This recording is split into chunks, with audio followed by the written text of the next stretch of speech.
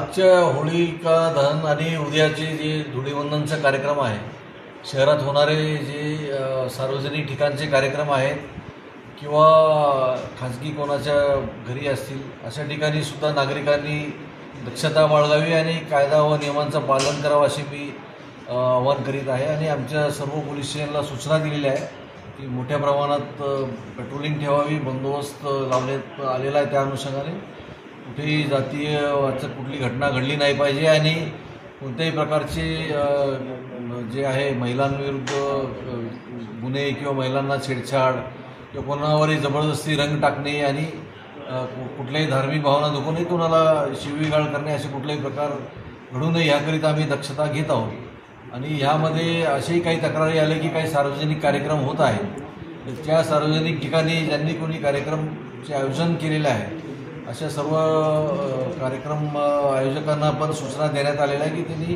कुठलेही विनापरवानगी sound system लावू नये आणि जर कोणी त्याच्यामध्ये काही चार्ज करत असेल किंवा तिकीट लावत असेल तर त्यांनी योग्य परवानगी घ्यावी आणि योग्य ते विभागाची परवानगी घ्यावी, अन्यथा त्यांच्यावर सुद्धा कायदेशीर कारवाई करण्यात येईल। वाहतुकीत काही बदल केले असल्याचं काय? वाहतूक शाखातर्फे सुद्धा याबद्दल दक्षता घेण्यात येत आहे। जे मोठे उड्डाणपूल आहे जिथे रॅश ड्रायव्हिंग करण्याची शक्यता आहे आणि ॲक्सिडेंट होण्याची शक्यता आहे, असे उड्डाणपूल काही कालावधीसाठी बंद ठेवण्यात येईल। आणि ड्रिंक अँड ड्राईव्ह जे आहेत, दारू पिऊन वाहन चालवणारे किंवा विनापरवाना वाहन चालवणारे, ट्रिपल सीट वाहन चालवणारे किंवा अल्पवयीन मुलांना वाहन जे देतात, अशा वाहन चालकांना आणि त्यांच्या पालकांविरुद्ध सुद्धा कारवाई करणार आहोत। तर त्याच्यामुळे सर्वांनी वाहतुकीचे सुद्धा नियम पाळावे आणि याबद्दल दक्ष राहावे असे मी आवाहन करतो।